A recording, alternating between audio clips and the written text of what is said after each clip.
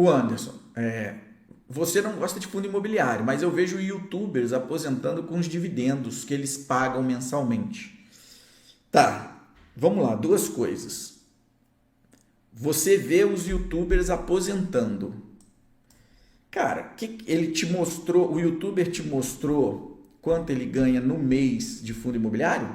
Ele postou lá o depósito. Diante desse depósito, ele te colocou, ele te mostrou qual é o capital dele alocado em fundo imobiliário. Vamos fazer um pensamento aqui, Anderson. Na verdade, não é nem um pensamento, vamos fazer uma conta aqui, que é o seguinte. A média de fundo imobiliário, digamos, vamos ser generoso, que o fundo imobiliário pague 10% de dividendo no ano, sendo generoso. Então, se você vive com, sei lá, 5 mil por mês, vezes 12, 60 mil anual, dividido por 10%, né? Isso para 5 mil. Nós estamos falando de 600 mil investido no fundo imobiliário. Então, se esse youtuber tem um custo de vida de 5 mil, ele precisa ter 600 mil investido em fundo imobiliário. Ok? Aí ele vai viver com esse dividendo. Aí entra um outro ponto. Fundo imobiliário, quando você tira o dividendo da cota ali, os sistemas fazem isso, você vai perceber que não há evolução do principal. Ele não sobe, não anda. Quando você reinveste o dividendo, você coloca o dividendo na conta, aí a curva começa a ser um pouquinho mais ascendente. Logo, se o cara tem 600 mil, ele sabe que vai ficar parado nesses 600 mil. Ele precisa todo mês colocar dinheiro.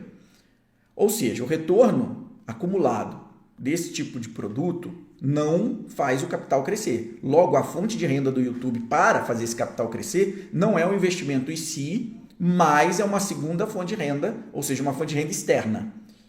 Ok? E aí, ele faz esses vídeos mostrando que está ali recebendo o que quer, okay? Que está pingando esse que na conta dele. Só que a fonte de dinheiro para fazer o bolo crescer não necessariamente é da valorização do negócio. Porque não valoriza. A valorização é pequena. A fonte é externa, seja do canal do YouTube ou do trabalho do cara. Tá errado isso? Não está errado. Só que você tem que entender o jogo. Porque senão você fica iludido achando que vai pôr 100 mil num fundo imobiliário, vai receber 1% por mês, vai reinvestir naquilo ali e depois de 10 anos, esses 100 mil viraram 6 milhões. E isso não vai acontecer. Esquece. Isso não vai acontecer. Mas como é que faz? Como é que vira, então? Como é que vira? Se eu colocar 100 mil para virar 5 milhões, por exemplo, tem que ser ativos que, ao longo do tempo, vão multiplicar e crescer. Alguns exemplos passados, aí fazendo análise de retrovisor que é mais fácil. VEG foi uma dessas. 100 mil em VEG há 20 anos atrás, estava milionário. Milionário. E aí, você automaticamente não precisaria, quer dizer, VEG não paga dividendo, né? Você não precisaria ficar preocupado com isso. O dividendo pago pela VEG é muito baixo. Mas você transforma 100 mil, que vamos fazer essa conta aqui, ó. Você pega VEG há 20 anos atrás, eu peguei VEG? Peguei. Há 20 anos atrás, nós estamos falando de 2004, ok? Então, em 2004, VEG custava, pegar ali o início de 24, de 2004, 43 centavos. Então, isso, 100 mil dividido por 43 centavos, isso já computando dividendos, dobramento, você teria comprado 232 mil ações. Se eu multiplicar agora por 48, você teria transformado em 11 milhões. 100 mil virariam 11 milhões. Eu duvido que fundo imobiliário vai fazer isso por você. Nenhum fundo vai fazer isso por você. 11 milhões, cara, em VEG, por menor que fosse o dividendo, que é, na verdade, deixa eu pôr aqui, 11 milhões. O dividendo dela deve ser, sei lá, seja 4% ao ano, não sei nem se é isso, vou pôr 3% ao ano. Isso dá 330 mil de dividendo anual. Ou seja, é suficiente para aposentar a maior parte dos brasileiros. Se você não tiver um avião, se você não tiver nenhum ativo desse tipo, que é caro, você consegue viver com 330 mil por ano. Mas se você tiver avião, tiver casa na praia, tiver casa em Angra dos Reis para cuidar, aí é pouco. Mas se não, sua vida é normal, 330 dá. O que eu quero provar, mostrar e provar com isso? Nenhum ativo, você pode virar o mercado de cabeça para baixo, vai multiplicar o teu capital como uma empresa. Nenhum, cara. Né? fundo imobiliário, porque é muito bonito, o Rock colocou ali, a turma vende o fundo imobiliário como se fosse uma poupança turbinada. É exatamente isso. Só que isso enche os olhos da gente. Por quê? Aí eu boto 100 mil, então eu pego aqui 100 mil, e aí, ó, nesse 100 mil, eu tenho 1%, eu já vou receber R$1.000 todo mês. Olha que lindo. Então, o dia que eu tiver 1 milhão, são 10 mil, tá bom. Agora transforma esse 100 mil em 1 milhão com fundo imobiliário. Você não vai conseguir. Você não vai ralar e não vai chegar lá. Por quê? Porque, basicamente, tirando o dividendo de qualquer fundo imobiliário, ele é flat. E não dá para você acreditar ou imaginar ou ser inocente de pensar que é o seguinte, não, mas o fundo imobiliário valoriza, sim, tá? Então, você está me dizendo que um shopping, lajes corporativas, elas vão ir valorizando e vão multiplicar por 5.000% de alta? Então, uma laje corporativa ou um shopping vai valer uma fortuna daqui a um tempo. Você vai comprar vários outros ativos. E não é assim que funciona no mercado imobiliário. Né? Se tiver alguém do mercado imobiliário aí, pode dizer. Né? Você viu algum ativo que valorizou ad eterno? Alto, forte, 2.000, 3.000, 5.000%? Não existe. O que existe é uma valorização normal e natural, uma correção inflacionária dentro de um ativo imobilizado. Na verdade, ele tem uma curva. Por exemplo, você pega um shopping ou pega uma laje, ela tem uma curva, desde que ela começa o empreendimento, uma curva de valorização, depois a curva é flat. Assim. E o Banco Central, pessoal, calcula o preço desses ativos, tá? O índice é VG, não, FG, eu não sei, é uma letrinha que antigamente ele calculava e ainda deflacionava pra gente, agora ele não faz mais isso, ele só calcula isso. Quando você pega esse VGR, acho que é isso, quando você pega o VGR calculado pelo Banco Central, ou seja, é o valor dos ativos imobiliários trocados de mão, tá? E é o valor real da venda, não é o valor declaração, essas coisas não, é o valor real, porque ele pega em financiamentos, enfim, ele faz esse cálculo. E você deflaciona isso, você tira a inflação, basicamente você tem uma curva normal assim, de preço desses ativos. Isso aí está aí, só pesquisar. Então, você imaginar que um fundo imobiliário vai trazer forte retorno ao longo dos anos, no mínimo ser inocente. Agora, é um produto ruim? Vamos ser sinceros? Na minha opinião, é. Por quê? Porque se eu consigo analisar uma empresa, uma ação, eu consigo achar no mercado um produto, uma ação, uma empresa que me pague um yield, por exemplo, parecido e ainda me traga algum crescimento, eu prefiro. É muito melhor. Né? Por exemplo, você pegar aqui Copel, né, que me veio na cabeça. Eu não vou nem ir para alguma outra maior, mas Copel. Se eu pegar Copel aqui na mesma janela de 20 anos, Copel aqui em 2004, mais ou menos 0,35 centavos a ação. Então, se eu pegar os mesmos 100 mil por 35 e multiplicar o valor de agora, que é 10,50, seriam 3 milhões. Então, Copel, em 20 anos, uma empresa de energia, baixo risco, baixa volatilidade, é uma empresa com um yield bom, razoável, transformou em 20 anos 100 mil em 3 milhões. Se você colocasse 200 mil, seria muito mais, 6 milhões talvez. Ou seja, você estaria aposentado. 6 milhões dá para aposentar. O yield de Copel, vamos pegar aqui, vou pegar rapidamente aqui. Ó.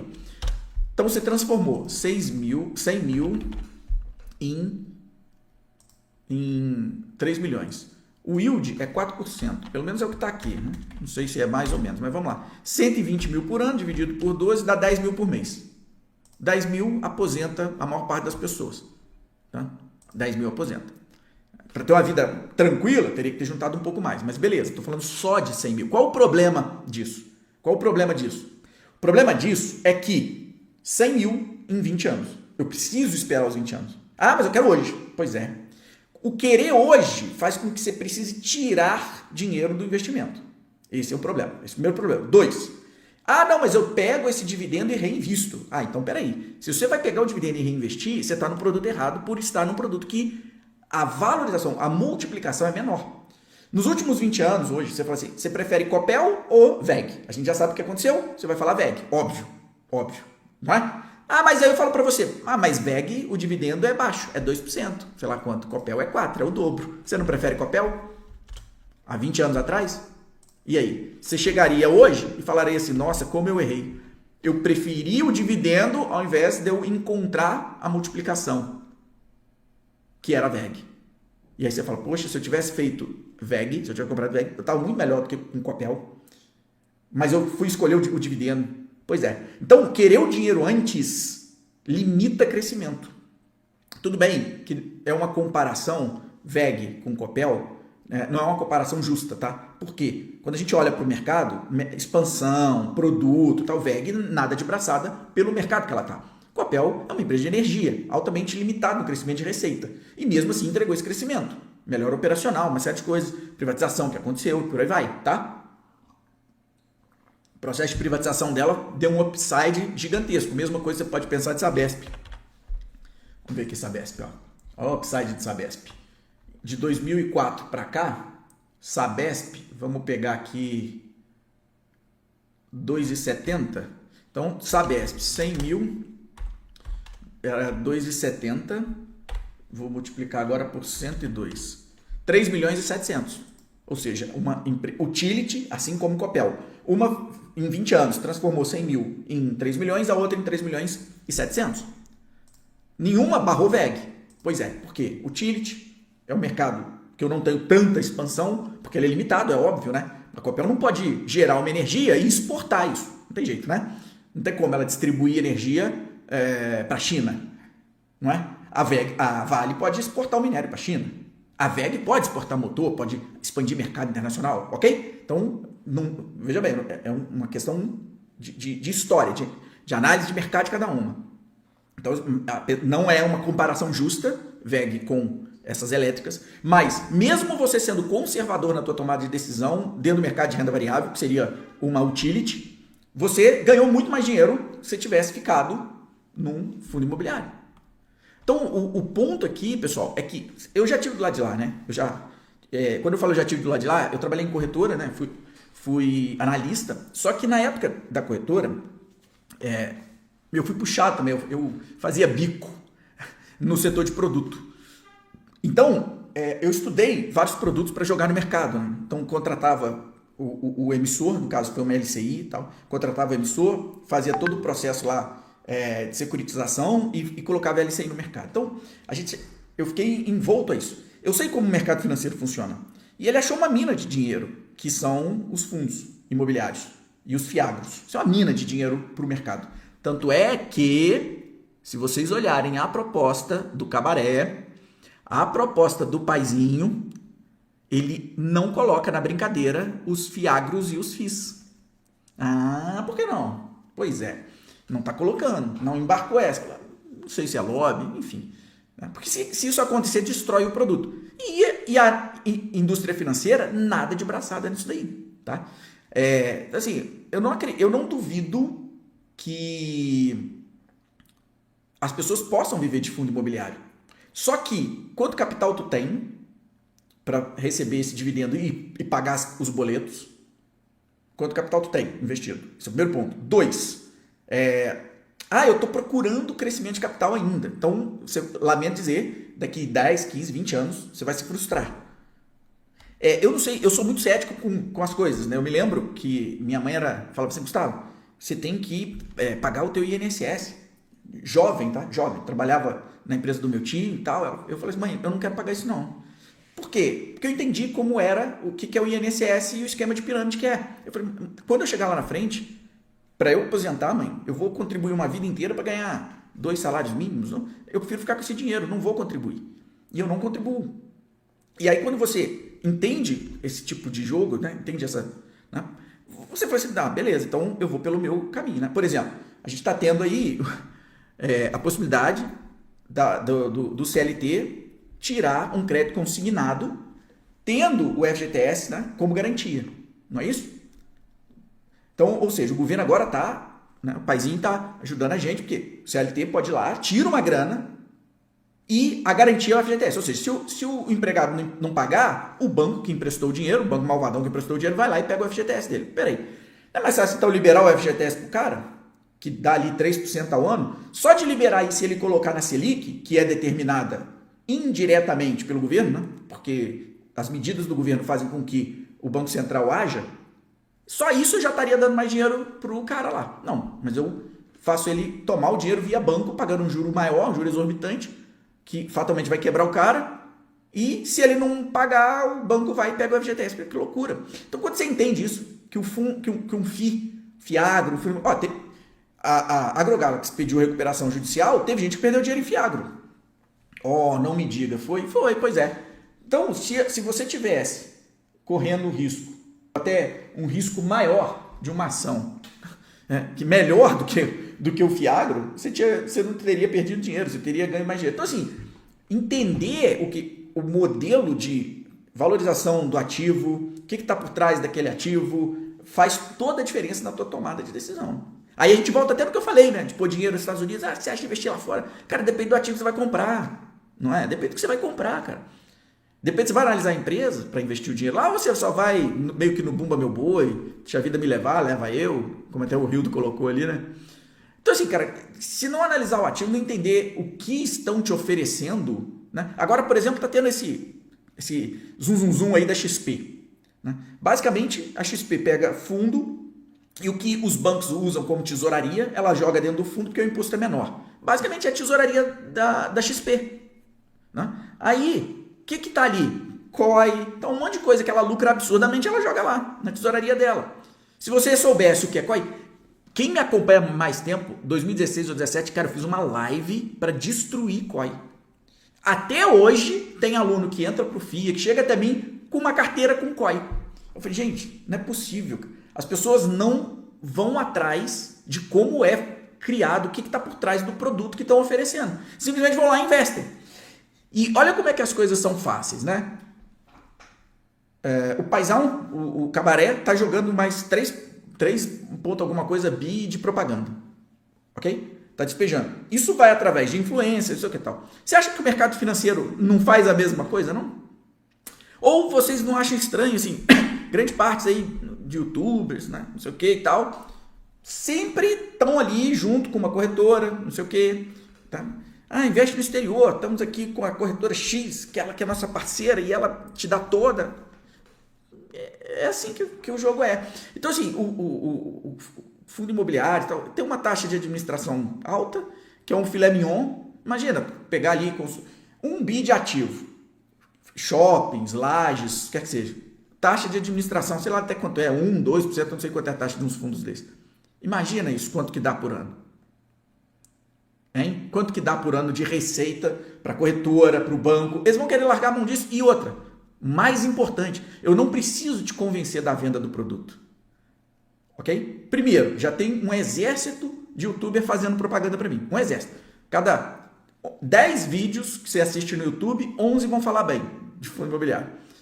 Então a venda já está dada. O quer cai na tua conta todo mês. Põe 100 mil, é 1.000zinho caindo. Olha como é que vive de renda passiva aqui. Então assim, no Frigi, cara, eu já peguei, eu fui atrás. Pega aquele fundo ali, aquele fundo é bom, aí eu vou ver. Nos últimos 5 anos perdeu pro CDI. E a leva de fundo que perde pro CDI é gigante, pessoal. É grande, não é pequena não. A maior parte perde pro CDI. Nos últimos 10 ganhou. Tá bom, nos últimos 10 ganhou. Só que tomada de decisão de investimento, você vai ficar esperando o quê? Mais 10 anos para o negócio ganhar do CDI? Ganhar do CDI? Por muito pouco eu realoquei grande parte da minha carteira para tentar melhorar a rentabilidade e jogar mais alfa. A tua função, cara, como investidor, é fazer gestão do teu dinheiro. O Alexandre Póvoa escreveu no livro dele, O Olhar de um Gestor, que a alocação, ou seja, quanto que tu compra do ativo A, B, C, D, E, quanto que eu vou ter em renda variável, é mais importante do que efetivamente escolher o ativo. E isso é fácil de entender e de provar. Ok? No início da live a gente falou disso. Ou seja, se você tinha dinheiro nos Estados Unidos esse ano, tu perdeu. Aqui tu ganhou. Net zero. Não, mas eu tirei de lá e pus aqui. Então eu ganhei lá e ganhei aqui. Isso é alocação. Isso é gestão ativa. Isso não tem a ver muito com escolha. Óbvio que se você escolheu errado, você vai para o lado errado, para o outro errado, para o outro errado, para o outro errado e quebra.